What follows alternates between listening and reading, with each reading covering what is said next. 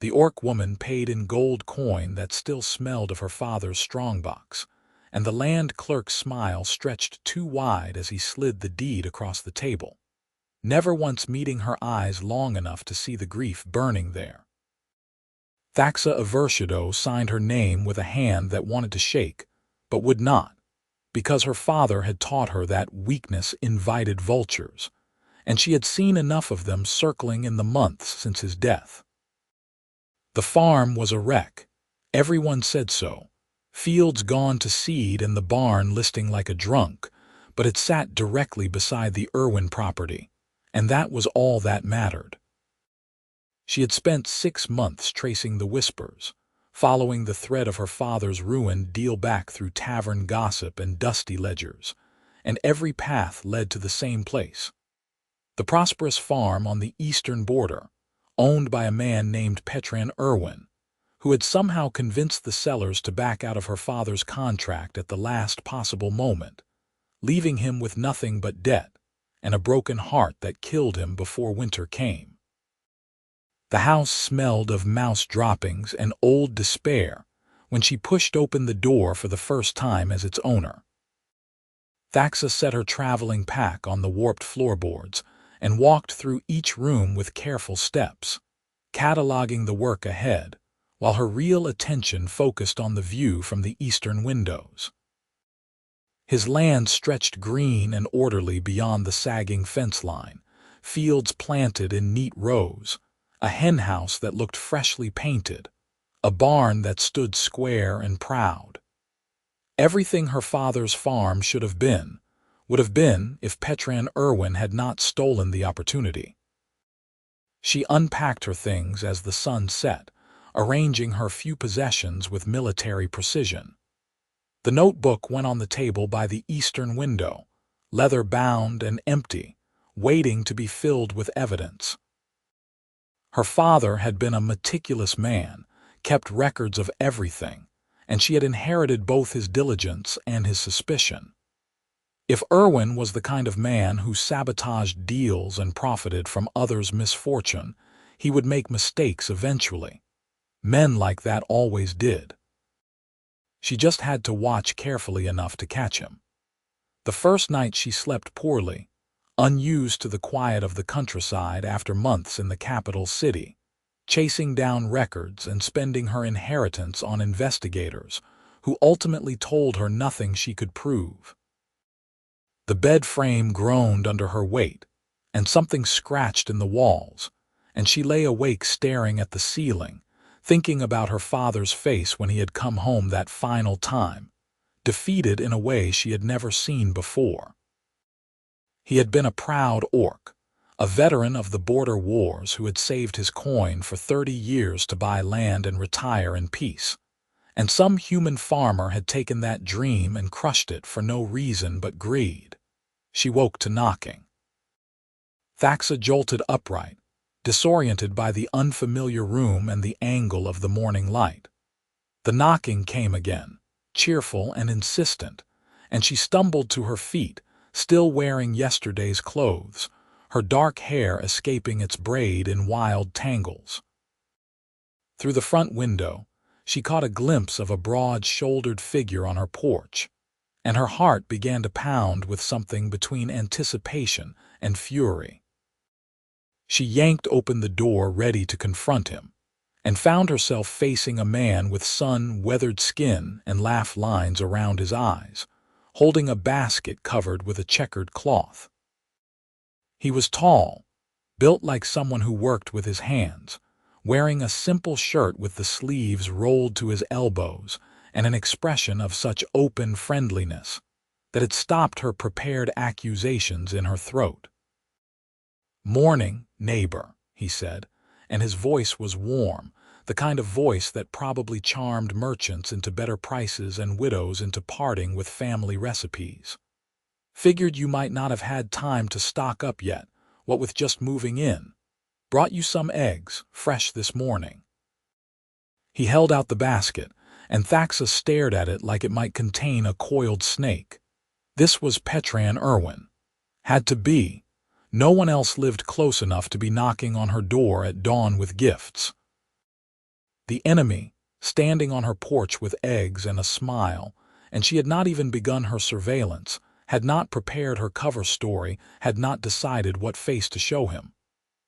"I am fine," she managed, but her voice came out rougher than intended, still thick with sleep and confusion. "Well, sure," he said easily, not at all deterred by her tone. "But fresh eggs are better than fine. My hens have been overproducing something fierce this week. I have got more than I can use, and it seemed neighborly to share." He lifted the cloth to show her, and the eggs sat in neat rows, brown and speckled and still warm. No obligation, of course, just a welcome to the area. This was not how this was supposed to go. He was supposed to be cold or dismissive or guilty, something that confirmed what she knew about him. Instead, he stood there smiling at her like they were old friends, like she was someone deserving of kindness, and it made her want to slam the door in his face and start the whole morning over. "Why?" The word came out before she could stop it, blunt and suspicious. Petran shrugged, an easy roll of his shoulders. "Because we are neighbors now. Because your first morning in a new place should not start with an empty larder. Because my mother raised me to be helpful, and old habits die hard." His smile widened a fraction. "And because those hens will not stop laying no matter how many omelets I eat." Despite herself, despite everything, Thaxa felt her mouth twitch towards something that might have been a smile in different circumstances. She caught it, forced her expression back to neutral, and took the basket from his hands before she could think better of it. His fingers brushed hers during the transfer, calloused and warm, and he did not flinch from her green skin or the small tusks that marked her as orc-born. "Thank you," she said, because her father had also raised her with manners, even if she planned to use them as camouflage while she destroyed this man's reputation. "Anytime." He stepped back from the door, glancing past her at the sorry state of her front room, but his expression showed only polite interest, no judgment. "If you need anything else while you are settling in, just holler. I am right next door, and I know this place has been empty a while. Bound to need some fixing up." "I can manage," Thaxa said quickly, not wanting his help, not wanting to owe him anything beyond these eggs that she had not asked for. "I am sure you can," Petran agreed, and there was something in his tone that sounded like respect, which made no sense at all. "But the offer stands anyway. Welcome to the Thornfield Valley, miss." He trailed off expectantly, and she realized she had not introduced herself, too busy being ambushed by his friendliness to remember basic courtesy. "Evershadow, Thaxa Evershadow, Petran Irwin." He offered his hand, and she had to shift the egg basket to take it, his grip firm but not crushing, the handshake of a man comfortable with himself. "Looking forward to having you as a neighbor, Thaxa." The use of her first name should have felt presumptuous, but somehow it just sounded friendly, and she found herself nodding as he released her hand and stepped off the porch. He walked back toward his property with an easy stride, raising one hand in a casual wave before he disappeared through a gap in the fence line that she had not noticed last night. She stood in the doorway holding a basket of eggs from the man she planned to expose as a fraud. And for the first time since her father's death, she felt completely uncertain about the path ahead. Inside, she set the basket on the table and stared at it. The eggs were perfect, clean and smooth, still radiating the warmth of the hens that laid them. She picked one up and turned it over in her palm, feeling the fragile weight of it, and tried to reconcile this simple gift with the image she had built of Petran Irwin in her mind. Saboteurs did not bring eggs to their neighbors. Con men did not smile like that, open and genuine and slightly crooked on the left side. She must be missing something. Thaxa opened her notebook and began to write, documenting the first contact. Time, date, his exact words as best she could remember, the fact that he had not seemed surprised by her presence or her heritage. Every detail mattered when building a case. She would watch him, record his movements, find the pattern that revealed his true nature. The eggs were just a strategy, she told herself, a way to seem innocent while he assessed whether she would be a threat to his operation. She made herself breakfast with 2 of his eggs, scrambled in the dented pan she had brought from her old lodgings, and they tasted infuriatingly good. The first week passed in a blur of cleaning and repairs and surveillance. Thaxa worked on her house during the day, hauling out years of accumulated debris, scrubbing floors, patching the worst of the holes in the walls. It was hard labor that left her muscles aching and her hands blistered, but it felt good to make progress on something tangible, something she could control. Between tasks, she positioned herself at the eastern windows and watched Irwin's farm through the gap in the old curtains. He kept a regular schedule, she noted. Up before dawn to tend the chickens and goats, then out to his fields where he worked until midday. He took his lunch sitting on his porch, often with a book propped on his knee before returning to whatever project occupied his afternoon. Twice he rode into town, returning with supplies loaded in his wagon. Once he spent an entire afternoon repairing a section of fence on the far side of his property, work that she could barely see even when she used the old spyglass she had found in her father's trunk. Nothing about his routine seemed suspicious. He worked hard, kept to himself mostly, maintained his property with obvious care. It was exactly the kind of behavior a clever criminal would use as a cover, Thaxa told herself. She wrote it all down anyway, building the baseline that would make the anomalies stand out when they inevitably appeared.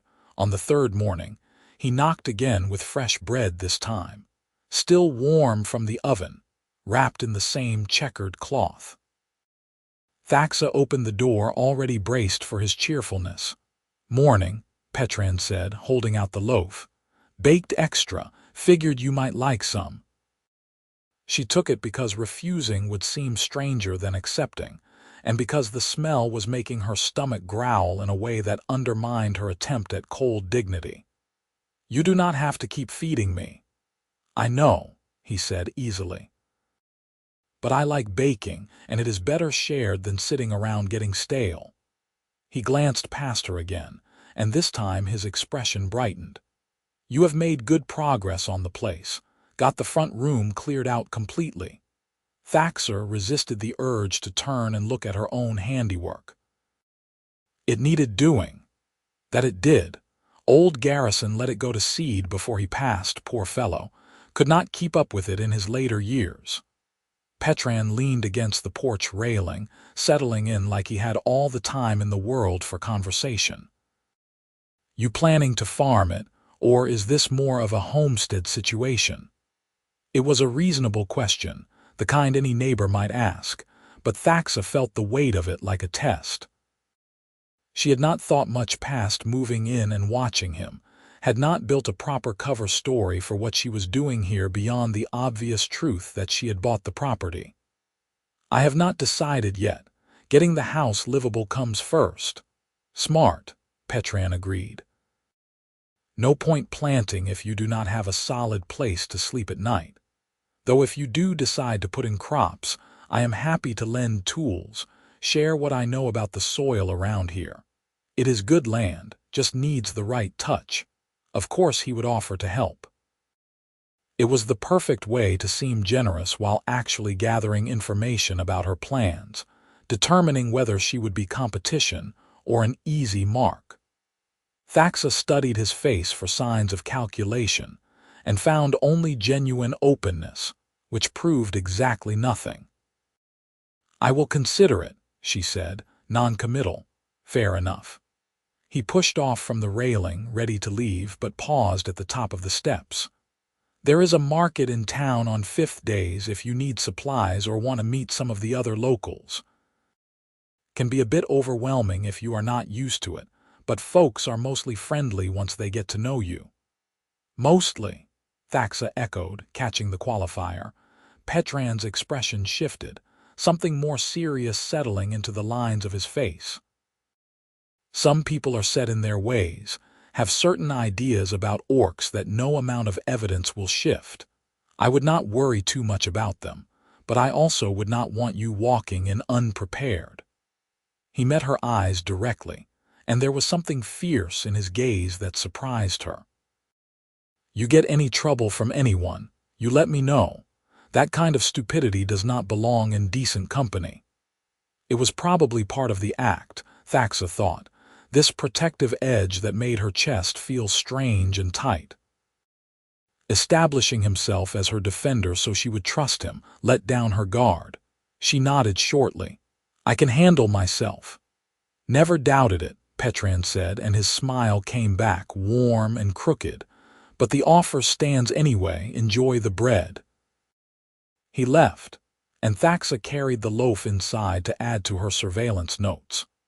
The bread was as good as the eggs had been, crusty on the outside and soft within, and she ate 3 slices while she wrote up the encounter, trying to decode the strategy behind his continued kindness.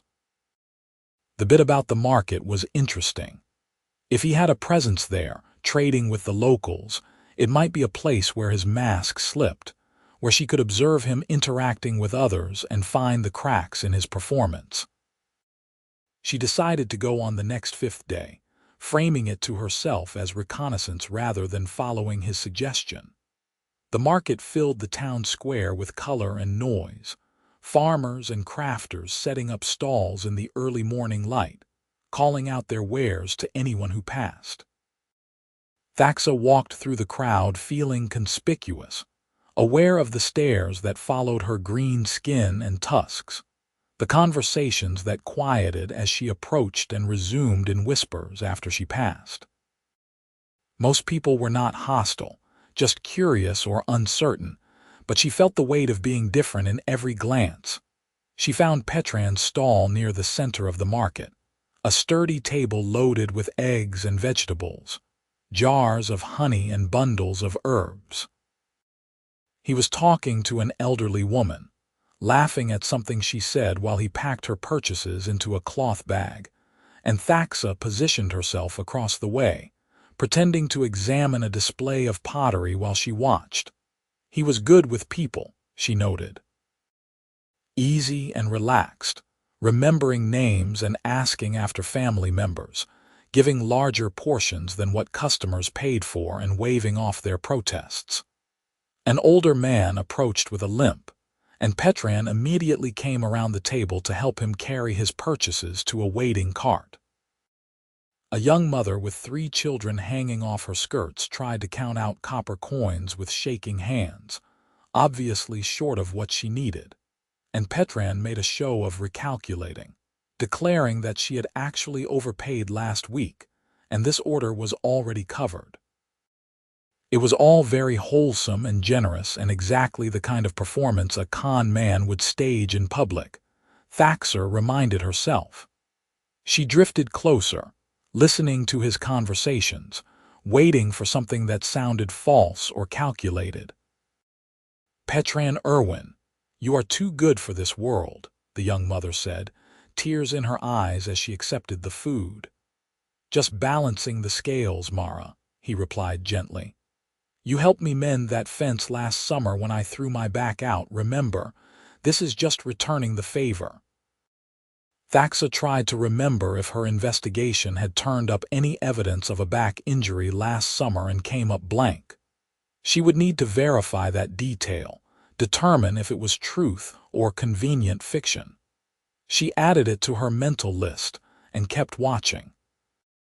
An hour passed, and Petran sold nearly everything he had brought, always with a kind word, always making time for conversation even as the crowd pressed in. Thaxa was so focused on observing him that she did not notice when someone stepped too close behind her until a harsh voice spoke directly into her ear. We do not need your kind here, Greenskin.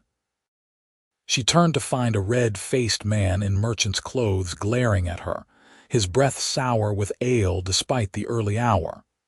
He was not particularly large, but he had positioned himself to loom, using his height to try to intimidate.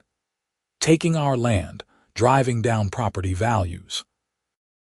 Bad enough we have to tolerate Irwin's bleeding heart charity cases without more of you moving in. Thaxa felt her jaw tighten, her hands curling into fists at her sides.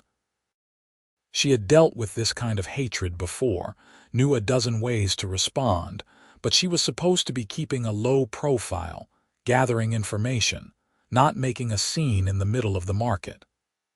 I bought my property legally. I have every right to be here. Rights? The man spat, literally, a fleck of spittle landing on her boot. You people do not have rights, just weapons and the will to use them.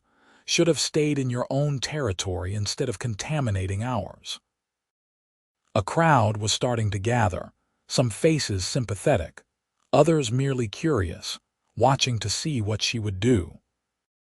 Thaxa opened her mouth to reply, searching for words that would diffuse without showing weakness. And then Petran was there, stepping between her and the merchant with a smile that did not reach his eyes. "Marcus, good to see you," he said, and his voice was still friendly, but there was steel underneath it now. "I think there might be some confusion here. This is Thaxa Evershadow, my new neighbor, and she has just as much right to shop at this market as anyone else." Marcus's face went even redder.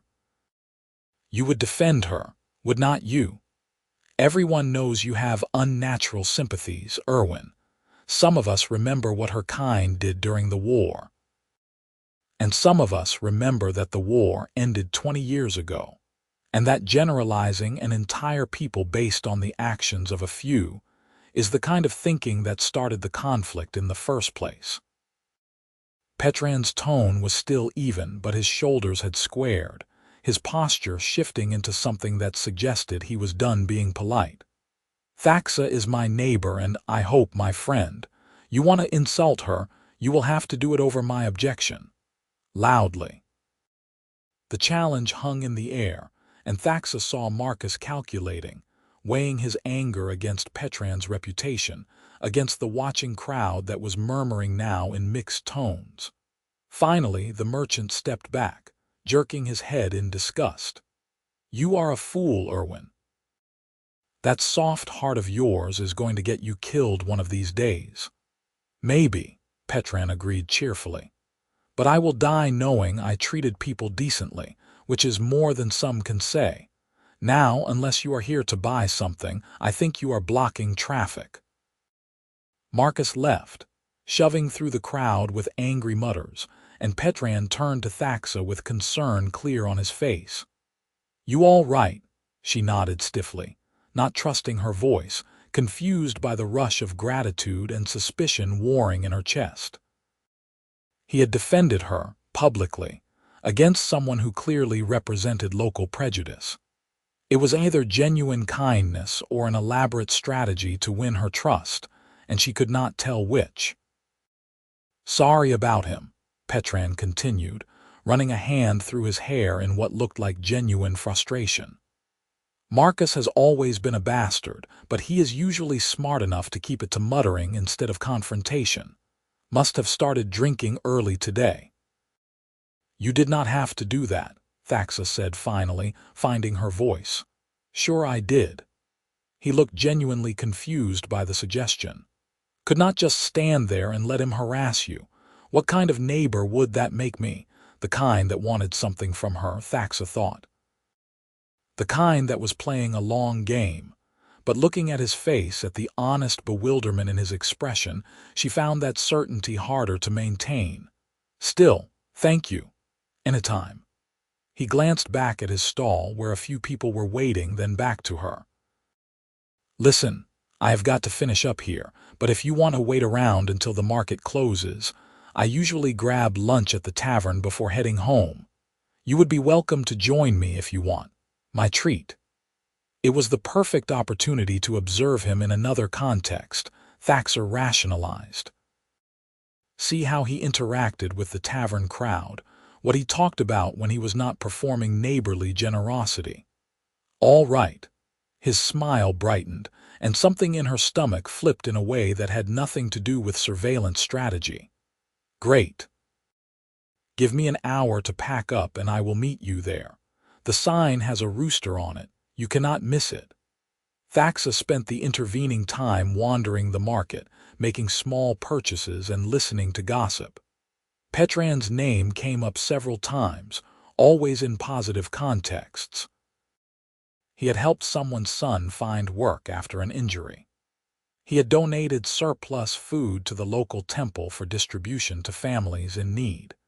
He had mediated a dispute between neighbors over a property line, finding a solution that satisfied everyone. Either he was genuinely the kind soul everyone described, or he had been running this con for years with incredible consistency. The tavern was crowded but not packed, the lunch rush in full swing when Thaxa pushed through the door. She spotted Petran at a corner table and made her way over, sliding onto the bench across from him. He had already ordered, 2 plates of stew and bread sitting between them, steam rising in fragrant curls. Took the liberty, he said, gesturing at the food. But if you do not like stew, we can get you something else. Stew is fine. She picked up her spoon and tried a bite. It was good, hearty and well seasoned, and she was hungrier than she had realized. They ate in companionable silence for a few minutes before Petran spoke again. I meant what I said earlier about people being set in their ways. If you get more trouble like Marcus, you let me know. Thaxa set down her spoon and studied him across the table. Why do you care? You do not know me. He considered that, really thought about it instead of giving an easy answer, and she appreciated the honesty of his hesitation. I guess, because I know what it is like to be judged for things you cannot control. My mother was from the eastern province, came here as a refugee during the famine years. People gave her grief for years over her accent, her customs, treated her like she was taking something that belonged to them just by existing. Made me aware, I suppose, of how often we make snap judgments about people based on nothing but fear and ignorance. It was a good answer, the kind that revealed vulnerability while building connection, and Thaxa tried to find the manipulation in it. That must have been hard for her. For you. It was. Petran tore off a piece of bread, using it to sop up stew. But she was tough, tougher than anyone gave her credit for, kept her head high and did good work, and eventually most people came around. The ones who did not stopped mattering as much. He smiled, but it was edged with old pain. She died 3 years ago. I still miss her most days. I am sorry, Thaxa said, and meant it, even as she filed away this piece of his history for later analysis. My father died 6 months ago. It does not get easier, does it? Not easier exactly. Different. His eyes were kind when they met hers, and she saw recognition there, the shared understanding of grief. You find ways to carry it that do not hurt quite so much. You remember the good things more than the bad, but the missing does not go away. They finished their meal talking about safer topics, the weather and the crops and the quirks of small town life, and Thaxa found herself relaxing despite her intentions. Petran was easy to talk to, funny without being cruel, interested without being intrusive. When he laughed at something she said, a dry observation about the pottery seller's aggressive sales tactics, it felt like a small victory, warming something in her chest that had been cold for a very long time. He insisted on paying for both meals as promised, and walked her back to where she had tied her horse, a rental from the town stable that she could barely afford. I am glad you came today, he said as she swung into the saddle. It is nice having someone to talk to. You seem to talk to everyone, Thaxa pointed out. True, he acknowledged, but most of it is surface-level pleasantries and small favors. This felt different, real. He stepped back, raising a hand in farewell. "See you back at the homestead." Thaxa rode home slowly, turning the day over in her mind, trying to reconcile what she had observed with what she knew had to be true. Petran Irwin had defended her, fed her, treated her like a friend, all while maintaining the facade of small-town farmer that everyone else seemed to believe completely. She needed to dig deeper, find the evidence that would prove his true nature, because the alternative that he was exactly what he appeared to be meant that everything she had built her purpose on for the last 6 months was a lie. The thought was unbearable, so she pushed it away and focused on her surveillance with renewed intensity. She watched him for 2 more weeks, documenting every movement, every interaction. She followed him into town on market days and noted who he spoke to, what he sold, how much he charged. She observed him working in his fields, caring for his animals, maintaining his property. She even, in a moment of desperation, crept onto his land one night to search his barn for evidence of stolen goods or hidden wealth, anything that would confirm her suspicions. She found nothing. His barn was exactly what it appeared to be: a well-maintained storage space for tools and feed, and a few pieces of aging equipment. No secret ledgers, no stolen property, no sign of anything illegal or underhanded, just the ordinary possessions of a man who worked hard and lived simply. Thaxa sat in her observation post that night, staring at her notebook full of evidence that proved absolutely nothing, and felt the foundations of her certainty beginning to crack. What if she was wrong? What if the investigators had been wrong, the rumors had been wrong, her own grief-stricken assumptions had been wrong?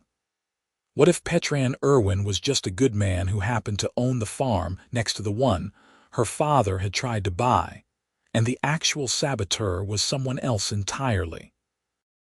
She did not want to believe it. Believing it meant that she had wasted 6 months and her remaining inheritance chasing the wrong target.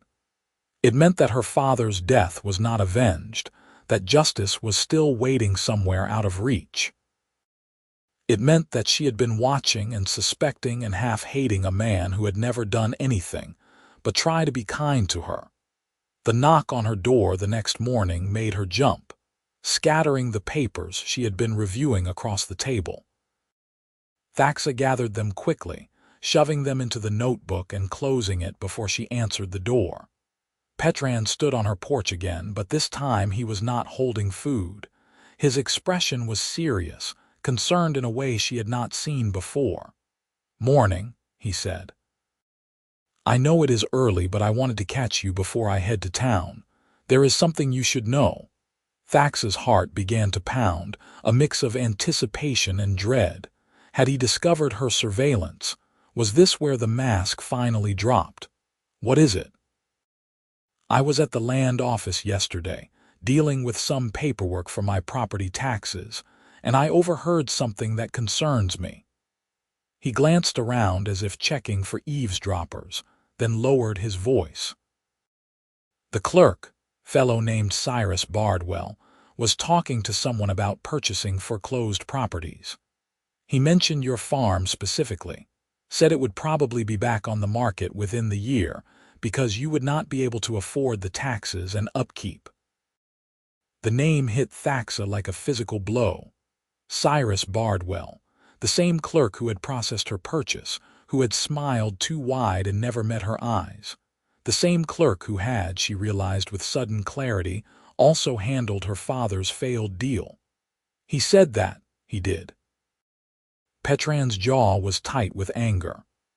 "I wanted to say something right then, but I figured you would want to handle it yourself. Just thought you should know that he is already planning for you to fail, which is disgusting, frankly. Man is supposed to serve the public, not profit from their misfortune." Thaxa's mind was racing, pieces falling into place with terrible precision. Bardwell had access to all the land deals in the region. He would have known about her father's purchase, would have been in a position to sabotage it. And now he was positioning himself to profit from her failure too, expecting her to give up and sell at a loss, feeding his pattern of foreclosure speculation. Did he say anything else? Nothing specific. Just that he had a buyer lined up already, someone interested in consolidating the valley properties. Petran hesitated, then continued carefully. Thaxa, I do not want to overstep, but if you are having financial troubles, I might be able to help. A loan or work exchange or— No, she said quickly, her mind still spinning. No, I am fine, I just need to think about this. He looked like he wanted to push to offer more help, but he respected her refusal with a nod. All right, but the offer stands if you change your mind. Nobody should lose their land because of vultures like Bardwell. After he left, Thaxa pulled out her father's records, the documents she had carried with her through every move, evidence of his meticulous planning, and the deal that had fallen apart so mysteriously. She read through them with new eyes, looking for Bardwell's fingerprints, and found them everywhere. Delays in processing that pushed back the purchase date. Lost paperwork that required resubmission. Communication that went through Bardwell's office and mysteriously never reached the sellers until it was too late. Her father had not been cheated by Petran Irwin. He had been sabotaged by a corrupt land clerk who profited from foreclosures and broken dreams, and she had wasted 6 months blaming the wrong man while the real culprit sat in his office planning his next victim. The realization brought a wave of shame so intense it made her physically ill. She had moved here to spy on an innocent man, had suspected his every kindness, had planned to expose him as a fraud when all he had ever done was try to be a good neighbor. And now she had evidence that the real criminal was still operating, still hurting people, and she had been too focused on her misdirected vengeance to see it. Thaxa spent the rest of the day pacing her small house, trying to decide what to do with this information. She could not go to Petran, could not confess what she had been doing without revealing herself as the kind of person who jumped to conclusions and saw malice where there was only kindness. But she also could not let Bardwell continue his pattern, could not stand by while he targeted her and potentially others for the same treatment that had killed her father. She needed evidence. Real evidence, the kind that would hold up to scrutiny, that would prove Bardwell's corruption beyond any doubt. And she had spent the last few weeks developing exactly the skills needed to gather it. Thaxa turned her surveillance expertise toward the land office with the same intensity she had focused on Petran. She watched Bardwell's comings and goings, noting when he worked late, when the office was empty, when he met with people in quiet corners of taverns instead of in official settings. She followed the money, tracking property sales through public records and comparing them to the pattern of foreclosures. A picture emerged of systematic corruption, a man who deliberately created problems for property owners so he could buy their land cheap and resell it at profit, sometimes to the same people who had initially rejected legitimate offers. Her father's deal had been just one in a long line of manipulations, and Bardwell was planning to do the same to her, expecting her to be another easy mark. The anger that realization sparked was cleaner than the grief-fueled rage that had driven her before. This was focused, purposeful, aimed at a target who actually deserved it. Thaxa began documenting everything, building a case the way her father had taught her, with evidence and precision and no room for doubt. She was so absorbed in her investigation that she barely noticed autumn settling over the valley, leaves turning gold and red, the air acquiring a crisp edge that promised winter ahead. She barely noticed that she had stopped going to market days, stopped accepting Petran's casual invitations to share meals, stopped doing anything but work on her house during the day and gather evidence at night. She noticed, when Petran stopped knocking. It happened gradually, his visits growing less frequent and then stopping altogether, and Thaxa told herself it was for the best. She did not have time for his friendship, did not deserve it anyway after what she had done, what she had thought about him. Better to keep her distance while she finished what she had started, better to solve her father's murder through proxy justice than to maintain a relationship built on her lies and his ignorance. But she missed him. Missed the knock on the door and the smile that came with it. Missed the easy conversation and the way he made her feel less alone. She caught herself watching his farm during the day, not for evidence now, but just to see him working in the fields, to reassure herself that he was still there, still part of her world even if they were not speaking. She was sitting at her observation post one evening, reviewing her notes on Bardwell, when she saw Petran outside his barn, loading his wagon in the fading light. He worked slowly, like a man exhausted, and even at a distance she could see the tension in his shoulders, the heaviness in his movements. Something was wrong. Thaxa watched him finish loading and drive away toward town, and she made a decision that probably qualified as stupid, but felt necessary anyway. She walked across the property line for the first time in weeks and knocked on his door, knowing he was not home, needing to confirm the worry that had been growing in her chest. No one answered, obviously, and she stood on his porch feeling foolish and concerned in equal measure. She was about to leave when she noticed the paper tucked under his door, official-looking and sealed with wax. Without thinking it through, she pulled it free and broke the seal, unfolding it to read by the last of the daylight. It was a notification from the land office, signed by Cyrus Bardwell, informing Petran Irwin that his property taxes had been recalculated due to an administrative error, and that he now owed an additional sum equal to nearly twice his annual income, payable within 30 days, or the property would be subject to foreclosure proceedings. The date on the notice was 2 weeks old.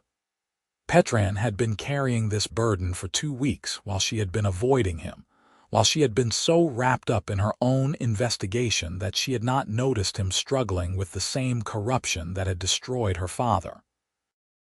Thaxa folded the notice carefully and slipped it into her pocket, her mind already racing through possibilities. This was Bardwell's pattern, the manufactured crisis designed to force a sale. But this time she knew it was coming. This time she had evidence and time to stop it. This time she was not too late. She went home and pulled out every document she had gathered, every piece of evidence connecting Bardwell to fraudulent foreclosures. She cross-referenced it with Petran's notice, building the narrative that would prove systematic corruption. It was not enough yet. She needed more, needed something that would be absolutely undeniable. She needed to catch Bardwell in the act. The opportunity came 3 days later, when Thaxa followed Bardwell to a late-night meeting at a tavern on the outskirts of town. She watched from the shadows as he met with a well-dressed man who spread surveyor's maps across the table, maps that showed both her property and Petran's highlighted in red. They talked in low voices about purchase prices and resale values, about timing the foreclosures to maximize profit, about how the orc woman would be easy to drive out, and Irwin was already broken from trying to save his farm. Thaxa listened to every word and committed it to memory, wishing desperately that she had some way to record it, some proof beyond her own testimony. She was so focused on the conversation that she almost missed Bardwell pulling out a ledger, a small leather-bound book that he consulted while discussing numbers with his companion. That book, she realized, would have everything. Every fraudulent deal, every manipulation, every piece of evidence she needed. She waited until they left, Bardwell clutching the ledger, and she followed him through the dark streets. He was slightly drunk, weaving a bit as he walked, and he did not notice her trailing behind. When he stopped to relieve himself in an alley, she made her move, stepping out of the shadows to block his path when he emerged. "Cyrus Bardwell," she said, and her voice was steady, cold with purpose. He jumped, nearly dropping the ledger, and his eyes went wide when he recognized her. "Miss Evershadow, what are you doing out at this hour? I could ask you the same thing." She gestured at the ledger. "Having secret meetings about how to steal people's property seems like strange work for a public servant." His expression shifted, fear giving way to calculation. "I do not know what you think you heard, but I assure you, all my dealings are completely legitimate." "Really?" Thaxa took a step forward, using her full height to loom over him, and she saw him flinch. "So the forged tax reassessment you sent to Petran Irwin, that was legitimate?" "The delayed paperwork that cost my father his purchase, that was just coincidence." "Your father made bad business decisions," Bardwell said, but his voice had gone thin, nervous. "Not my fault he could not manage his own affairs." The rage that swept through her was hot and righteous, and Thaxa let it show in her face, let him see exactly how dangerous she could be. "You killed him. Maybe not with your hands, but your corruption destroyed his dream and broke his heart, and he died because of what you did. And now you are trying to do the same thing to Petran, to me, to who knows how many others." "You cannot prove anything," Bardwell hissed, clutching the ledger tighter. "It is your word against mine, and who do you think they will believe? A respected land clerk or an orc with a grudge?"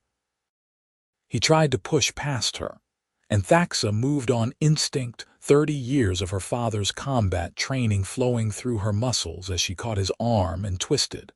Not hard enough to break, but enough to make him cry out and drop the ledger. It hit the ground with a satisfying thud, and she scooped it up with her free hand, releasing him with a shove that sent him stumbling backward. "I think they will believe this," she said, holding up the ledger. "Your own records, documenting every fraudulent deal, every manipulation. Evidence." Bardwell's face went from red to white in the span of a heartbeat. "Give that back. That is official property. You have no right." "I have every right to prevent a crime," Thaxa said. "And that is what I am doing. This ledger goes to the regional magistrate, along with my testimony and documentation of your pattern of corruption. You are done stealing from people, Bardwell."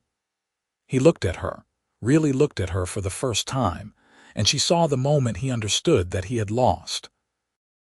"They will never believe you over me," he said, but it sounded desperate now, the last grab at power slipping through his fingers. "Maybe not on my word alone," Thaxa agreed, "but they will believe Petran Irwin, who everyone knows as an honest man. They will believe the dozen other families who lost their land to your schemes once someone asks them the right questions. They will believe the numbers in your own ledger that show you profiting from foreclosures you yourself created." She tucked the book into her jacket, securing it. "You are finished." She left him standing in the alley and walked back to her horse, her heart pounding with adrenaline and triumph, and the bone-deep satisfaction of finally getting justice for her father. It was not the justice she had originally sought, not against the target she had expected, but it was real and right and worth every moment of the last 6 months. Thaxa rode home through the darkness, and when she passed Petran's farm she saw lights burning in his windows, saw his silhouette moving inside. She had evidence now to clear the false tax assessment, to expose Bardwell and protect both their properties. She had won, but she also had to confess.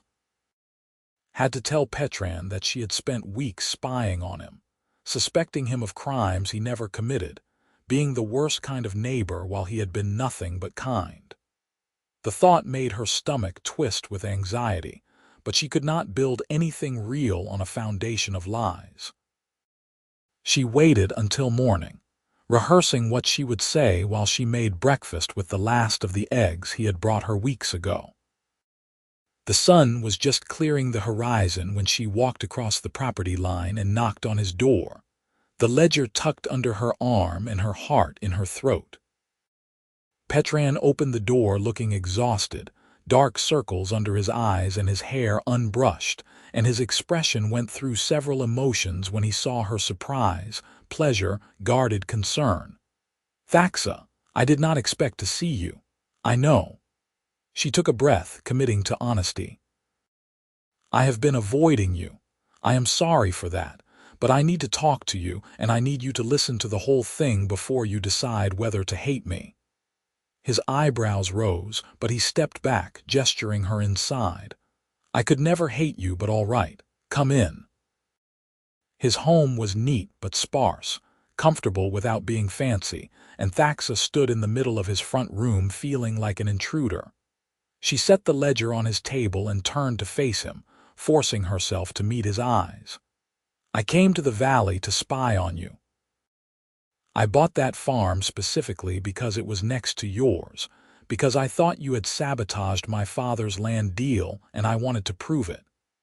I have spent the last few weeks watching you, documenting your movements, searching for evidence that you were a criminal." She watched his face as she spoke, saw the surprise and hurt flicker across his features, saw him process the betrayal. But he did not interrupt, did not throw her out, just stood there listening like he had promised. "I was wrong," Thaxa continued, her voice cracking despite her best efforts. "You are not a criminal. You are exactly what you appear to be, a good man who tried to be a good neighbor despite having every reason to be suspicious of me. And I repaid that kindness with doubt and surveillance, and I am so sorry." "Why?" Petran asked quietly. "Why did you think I had sabotaged your father?" "Because I was told the sellers backed out after meeting with the neighboring property owner, and you were the neighbor. Because I was grieving and angry, and I needed someone to blame. Because it was easier to focus on revenge than to accept that my father died and I could not do anything to save him." She wiped at her eyes, frustrated by the tears. "I know it is not an excuse. What I did was wrong, but I wanted you to know the truth before I leave." "Leave?" His voice sharpened with alarm. "Where are you going?" Thaxa gestured at the ledger. "That is Cyrus Bardwell's records, documenting years of fraud and corruption. He is the one who sabotaged my father's deal, and he was planning to do the same to both of us. I am taking it to the regional magistrate tomorrow, and once I do, everyone is going to know that I came here under false pretenses. You will have every right to want me gone, and I would rather leave on my own terms than wait to be driven out." Petran stared at her for a long moment, and then he started laughing, a helpless sound that seemed to surprise him as much as it did her. "You thought I did not know? What? Thaxa, I have known you were watching me since the second day you moved in. You are very thorough, but you are not subtle. I could see your silhouette in the window every time I worked the east field, and you made notes while standing in plain view at the market." He shook his head, still smiling despite the tears in his own eyes. "I figured you had your reasons, and I hoped that if I just kept being myself, you would eventually figure out I was not whoever you thought I was." The relief and mortification that crashed through her were equally intense. "You knew. This whole time you knew, and you just kept bringing me eggs." "Well, yes." He took a step closer, his expression softening. "You looked sad and angry and lost, and I thought maybe you needed a friend more than you needed a target. Was I right?"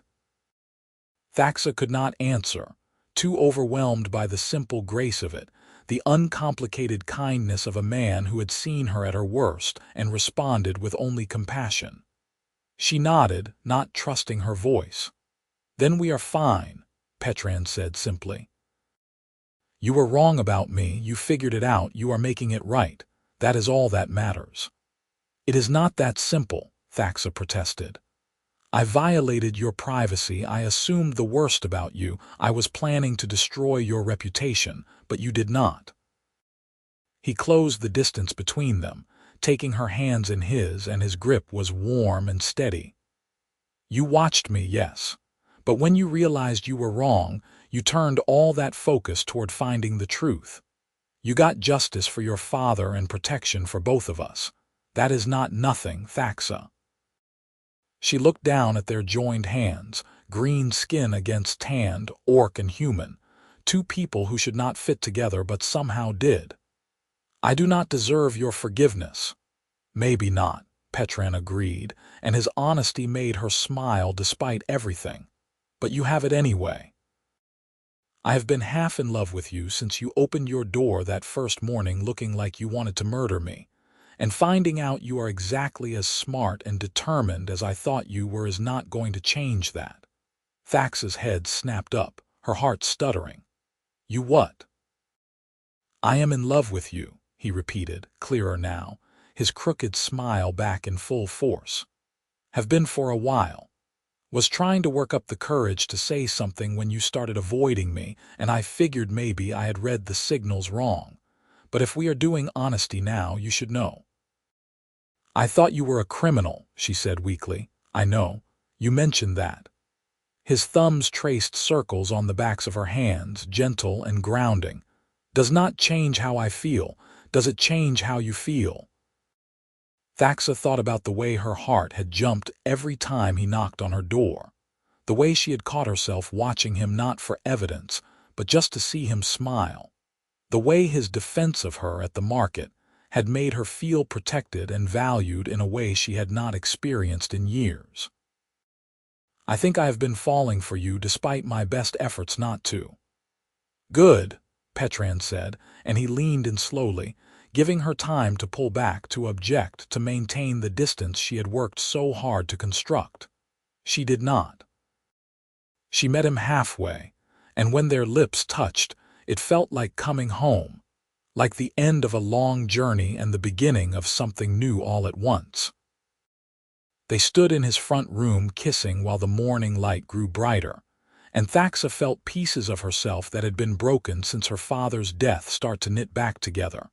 Not healed but healing, not whole but on the way.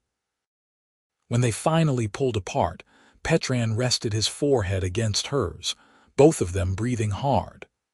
"So you are not leaving." "I am not leaving," Thaxa confirmed. "I have a farm to restore and a corrupt land clerk to bring down and apparently a relationship to figure out." "We can work on all of that," Petran said. "Together, if you want." "Together," she agreed, and the word felt like a promise. They took Bardwell's ledger to the regional magistrate the next day, both of them presenting the evidence and testimony that documented years of fraud.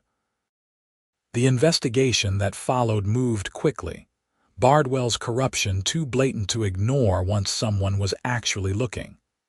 He was arrested within the week, charged with multiple counts of fraud, extortion, and abuse of office. The foreclosure proceedings against Petran were dismissed, the false tax assessment corrected. Several other families who had lost property to Bardwell's schemes were able to reclaim their land or receive compensation. Thaxa testified at the trial, standing in front of a room full of strangers, and describing how Bardwell's manipulation had led to her father's death.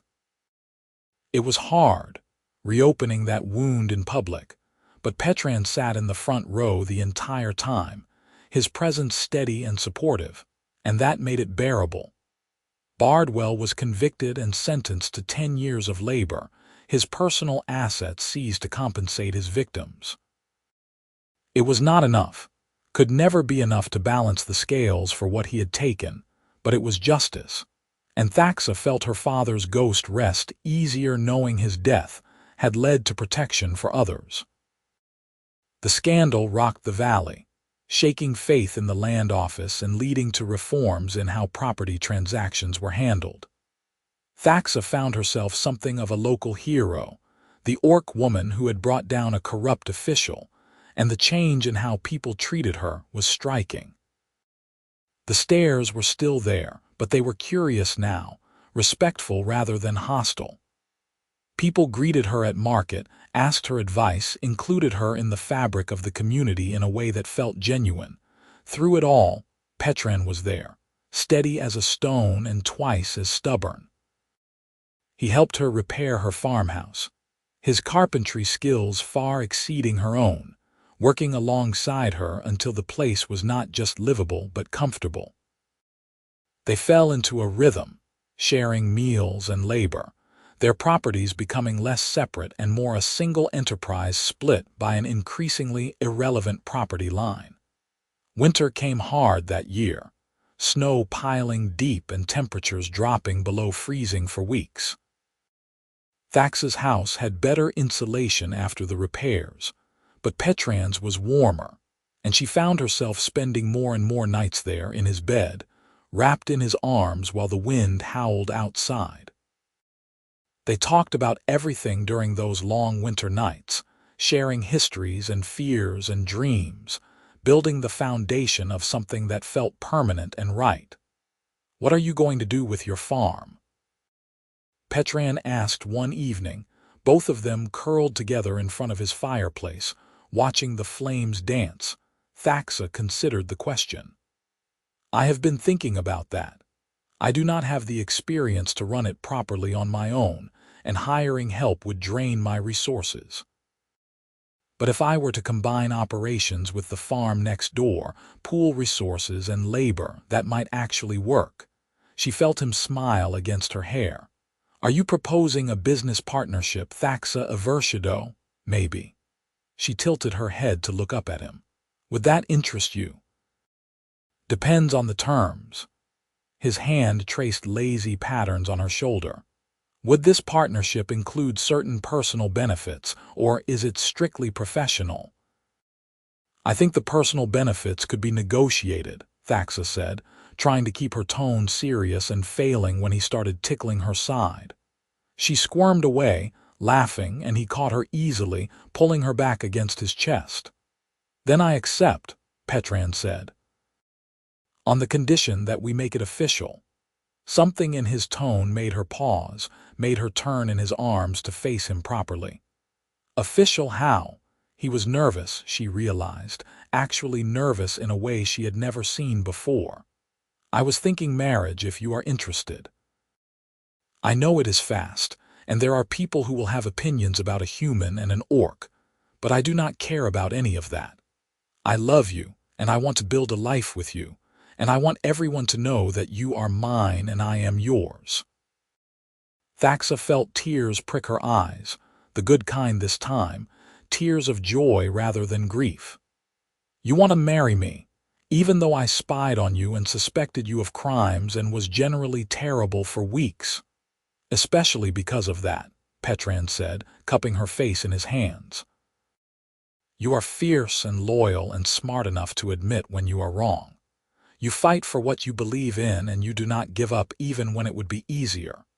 You make me want to be better, and you make me laugh, and you are the most beautiful woman I have ever seen. So yes, I want to marry you if you will have me."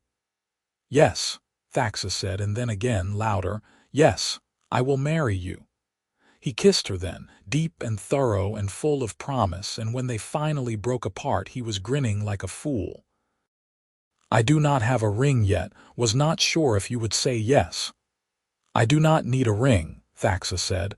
"I just need you." But he got her one anyway. A simple band of silver with a small green stone that matched her skin tone, and he presented it to her the next morning over breakfast with such ceremony that she could not help but cry again. She wore it proudly, this symbol of their commitment. And when people asked about it, she told them the whole story, how she had moved to the valley planning revenge and found love instead. How the man she had thought was her enemy had turned out to be her salvation. They were married in the spring, as soon as the roads were clear enough for travel. It was a small ceremony, just a handful of close friends and neighbors, held in the clearing between their two properties. Thaxa wore a simple green dress that Petran said brought out her eyes, and he wore his best shirt and a smile that never faded. The local priestess performed the rites, binding their hands with a length of embroidered cloth and speaking blessings over their union. When it came time for vows, Petran went first, his voice steady and sure. "I promise to bring you eggs even when you do not ask for them, to defend you against anyone who questions your right to be here, to help you carry your grief and share your joy, to be your partner in all things for all the days we have." Thaxa swallowed hard, trying to match his eloquence. "I promise to trust you even when my instincts say otherwise, to be honest about my fears and doubts, to work beside you and fight for you and love you with everything I have, to be worthy of the kindness you showed me when I deserved it least." They sealed the vows with a kiss, and their small gathering cheered, and Thaxa felt something settle in her chest that had been restless since her father died. This was home. This was family. This was the life she had not known she needed until she found it. The celebration afterward was simple but joyful. Tables loaded with food that their neighbors had contributed, music from a few locals with instruments, dancing in the grass as the sun set. Thaxa danced with her new husband, his hand warm in hers, and she felt lighter than she had in years. "Happy?" Petran asked, pulling her close. "Ridiculously so," Thaxa admitted. "I keep waiting for something to go wrong." "Nothing is going to go wrong," he promised. "We have fought too hard for this. The universe owes us smooth sailing for a while." He was mostly right. The years that followed were not without challenges. Farming was hard work. Weather was unpredictable, and there were still occasional incidents of prejudice from people who could not accept their mixed marriage, but they faced everything together. They combined their properties formally, tearing down the fence that separated them and building a shared henhouse exactly on the old property line, a reminder of where they had started. Thaxa kept her surveillance notebook, but its purpose changed. Where once it had been filled with suspicious observations and theories about Petran's criminal activities, it became a record of their daily life. Grocery lists and crop rotations, notes about which seeds performed best, sketches of improvements they wanted to make. She showed it to him one evening, laughing at her own earlier paranoia, and he paged through it with gentle amusement. "You were very thorough," he observed, pointing at a particularly detailed entry about his morning routine. "I had no idea you noticed that I always fed the chickens before the goats." "I noticed everything," Thaxa admitted. "I was convinced that if I watched long enough, I would catch you doing something incriminating. And instead you just learned my entire schedule and personal habits," Petran said, grinning. "Which I suppose came in handy once we got married. You already knew all my annoying quirks." "Most of them," she agreed, tucking herself against his side. "You have revealed a few new ones since then." "Such as, you sing when you think no one is listening." "Badly." He laughed, the sound rumbling through his chest. "Noted, I will try to contain my musical aspirations to the barn." They sat together in comfortable silence, watching the sunset paint the sky in shades of orange and pink. The farm was thriving now, both properties producing well under their joint management. They had hired seasonal help during planting and harvest, providing work for locals who needed it and building goodwill in the community. The house they lived in, Petran's original home, expanded with a new wing that Thaxa had designed, was full of warmth and laughter and the small accumulations of a shared life. "You ever regret it?" Thaxa asked quietly. "Taking a chance on me when I was so clearly messed up?" Petran turned to look at her, his expression serious. "Never, not once. You were exactly what I needed, even if neither of us knew it at the time. I was a disaster. You were grieving and lost and trying to find justice for someone you loved," he corrected gently. "That is not a disaster. That is being human." "Well, Orc, you know what I mean." She smiled despite herself. "I do, And for the record, I do not regret it either, any of it, even the embarrassing parts where I was spying on you for no reason. Especially those parts, Petran said. They make for great stories at parties. Over the next few years, their life settled into a pattern of comfortable domesticity, punctuated by the usual excitements of farming life. They dealt with a drought one summer, working long hours to keep their crops watered, supporting each other through the exhaustion and worry. They celebrated bumper harvests and commiserated over fields destroyed by unexpected hail. They became fixtures at the market, known for quality produce and fair dealing, their stall always busy with customers who had become friends. Thaxa found herself becoming part of the community in ways she had never expected. She helped mediate disputes, drawing on her investigative skills to find fair solutions. She taught self-defense classes to women in the village, sharing the combat training her father had given her. She served on the council that reviewed applications for the land office position after Bardwell's removal, making sure the new clerk understood the importance of integrity. And through it all, Petran was beside her, steady and supportive, celebrating her successes and catching her when she stumbled. He made her laugh on hard days and held her when the grief for her father snuck up on her unexpectedly. He was her partner in every sense of the word, and she fell more in love with him with each passing season. They talked about children sometimes, in the quiet moments before sleep, wondering if they wanted to expand their family beyond the two of them. It was a complicated question, fraught with uncertainties about what a half-orc, half-human child would face in a world still learning to accept their parents' marriage. But it was also full of hope, the possibility of creating something beautiful out of their love. The decision made itself one spring morning when Thaxa realized her monthly bleeding had not come, and the nausea that had been plaguing her for a week suddenly made sense. She sat at the kitchen table, one hand pressed to her still flat stomach, emotions warring between excitement and terror. Petran found her there when he came in from the morning chores, took one look at her face and knew. "Are you?" "I think so," Thaxa said. "I am late and I have been sick and I just feel different."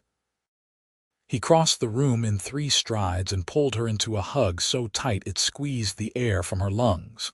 "We are having a baby." "We are having a baby," she confirmed, and the reality of it settled over her like a blanket, warm and overwhelming. "I am terrified." "Me too," Petran admitted, pulling back to look at her. "But we will figure it out, together. Together." The word that had become their foundation, the promise they returned to whenever things got hard. Thaxa held on to it as the pregnancy progressed, as her body changed, and her emotions swung wildly between joy and panic. Petran was endlessly patient, rubbing her feet when they swelled, holding her hair when morning sickness struck at inconvenient times, reading aloud from books about infant care that they ordered from the capital city. The pregnancy was relatively easy, all things considered, though Thaxa chafed at the restrictions on heavy labor as she grew larger. Petran took over more of the farm work, hiring extra help when needed, making sure she had time to rest. The community rallied around them, women stopping by with advice and hand-made baby clothes, men offering congratulations and slightly panicked questions about what having a child was really like.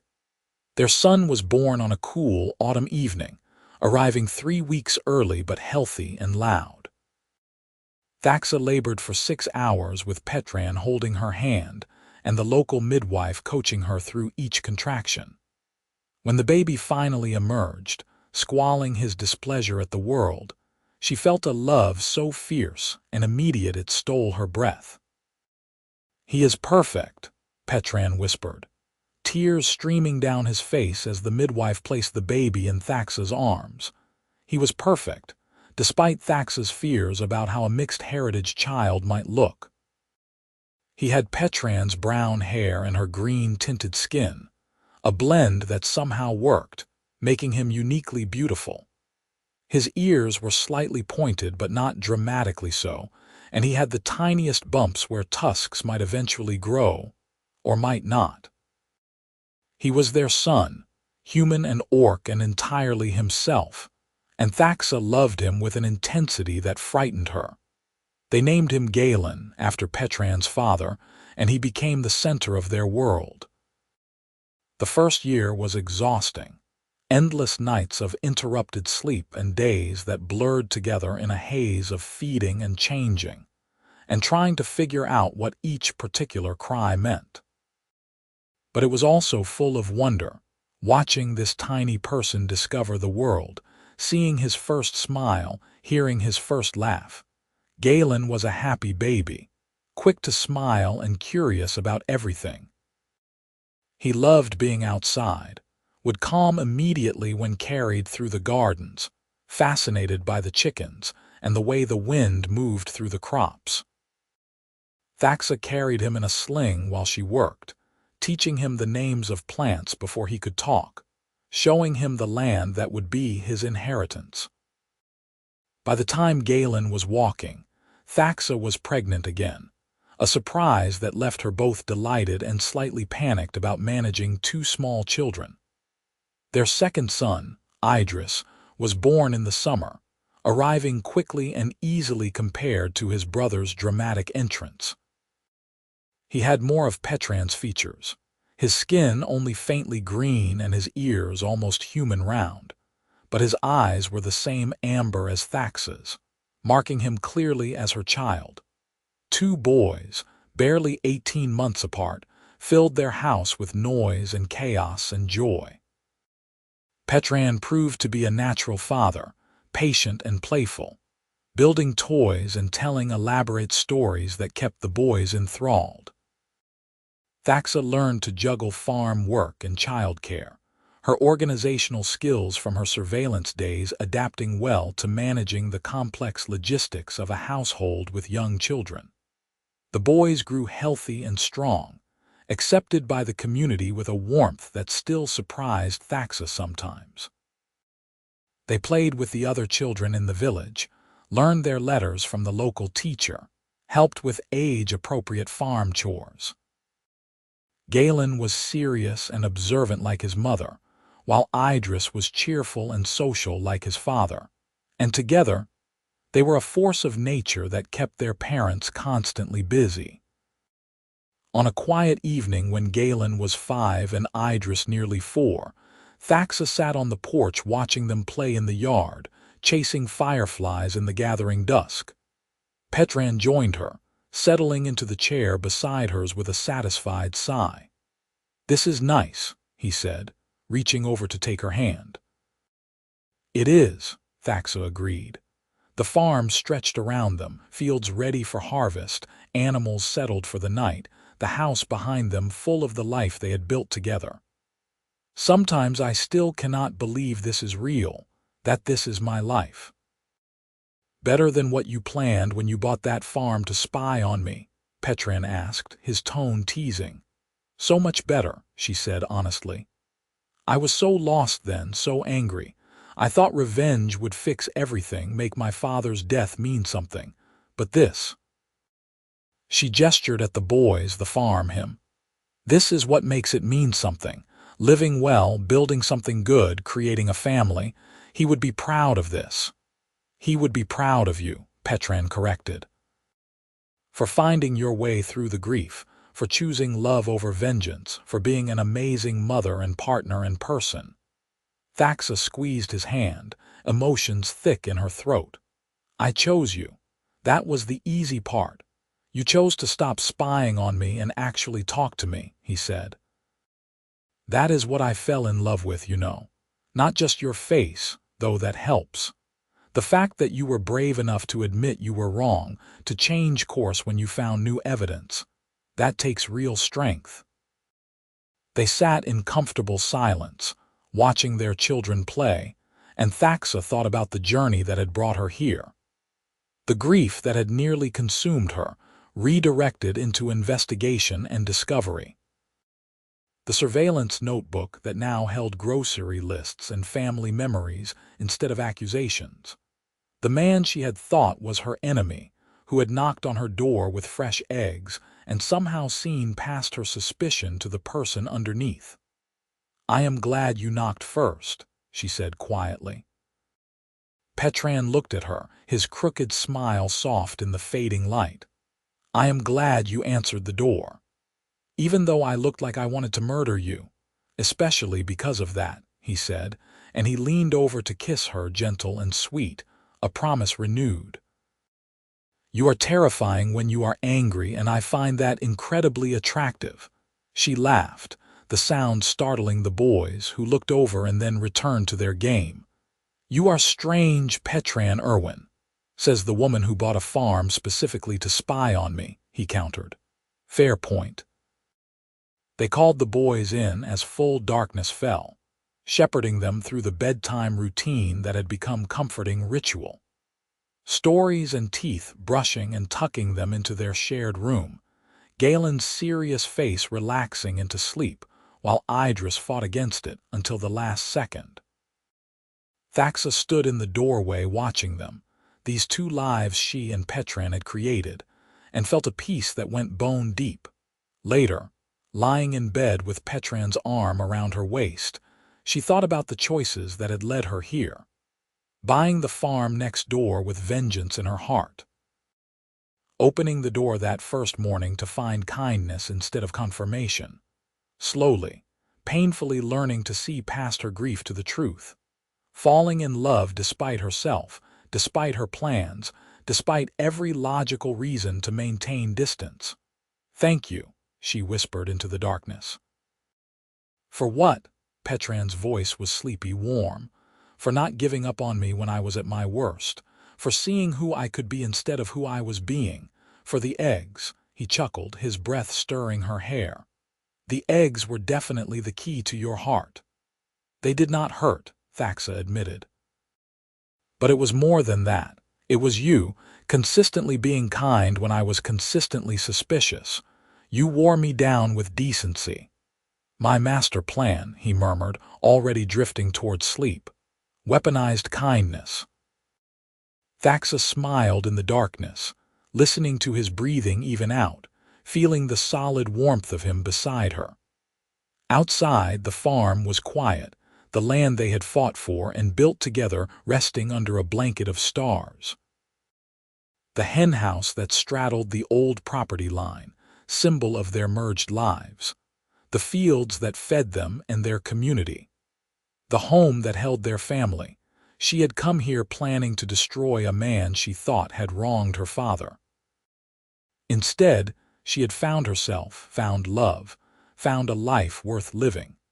The surveillance had revealed nothing incriminating, only a pattern of generosity and patience that had ultimately saved her from her own worst impulses.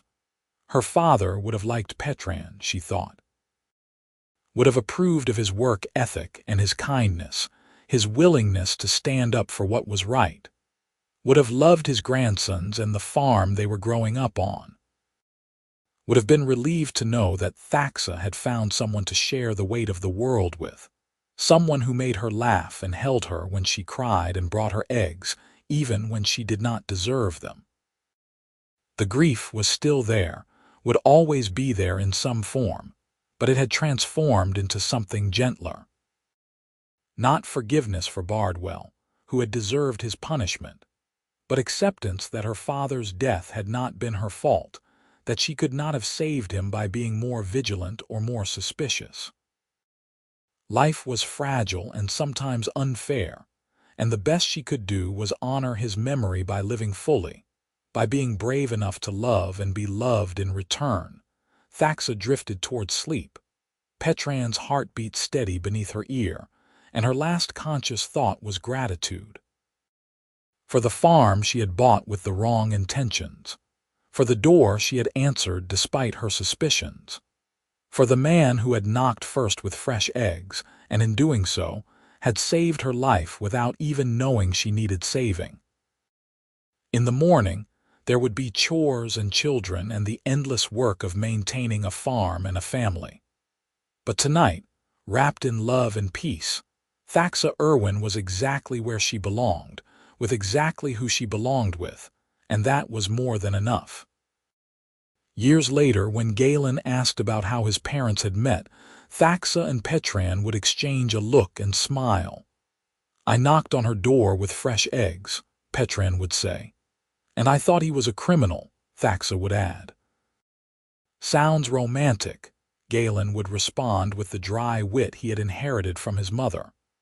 "It was," they would answer together, and mean it, because sometimes the best love stories started with misunderstandings and surveillance notebooks. Sometimes the person you thought was your enemy turned out to be your salvation. Sometimes all it took was someone willing to knock first, to offer kindness without expecting anything in return, to see past the armor to the wounded person beneath. And sometimes, if you were very lucky, that kindness would be answered. The door would open, the eggs would be accepted, and two lives that should never have intersected would become so thoroughly intertwined that it was impossible to imagine them apart. Thaxa had bought the farm next to his to spy on him, convinced he was the villain in her father's story. Petran had knocked first with fresh eggs, already half in love with the fierce orc woman who looked at him like he might be a threat. Between those two moments, suspicion meeting generosity, grief encountering patience, something extraordinary had taken root. It grew slowly, like the crops they tended together, nourished by honesty and hard work and the gradual building of trust. It weathered storms and droughts and the occasional pest infestation, metaphorical and literal. It produced fruit in the form of children and community, and a life richer than either of them had imagined possible. And it all started with eggs. Fresh eggs, still warm from the henhouse, offered with a crooked smile and an open heart. The simplest gesture, meaning nothing and everything, the first thread in a tapestry that would take years to complete. Thaxa kept one of those original eggs, blown empty and preserved on a shelf in their bedroom. A reminder of the morning her life had changed, even though she had not known it yet. The morning Petran Irwin had stood on her porch and offered her exactly what she needed, even though she had been too lost in grief to recognize it: kindness, connection, a reason to open the door instead of hiding behind it. He had knocked first, she had answered. And everything else had followed, messy and imperfect and absolutely worth it. That was their story, and they lived it every day, in the shared glances and easy teamwork, in the children who carried both their features and neither's prejudices, in the farm that bloomed under their combined care. They lived it in market day conversations and quiet evenings on the porch, in moments of laughter and tears and everything in between. They lived it together, the way they had promised they would, partners in all things, for all the days they had. The spy and her target, the orc woman and the human man, the two people who had found each other across a property line, and decided that the boundary between them mattered less than what they could build by removing it. Their story, simple and extraordinary, ordinary and magical, proof that sometimes the best things in life came from being brave enough to knock first, and wise enough to answer.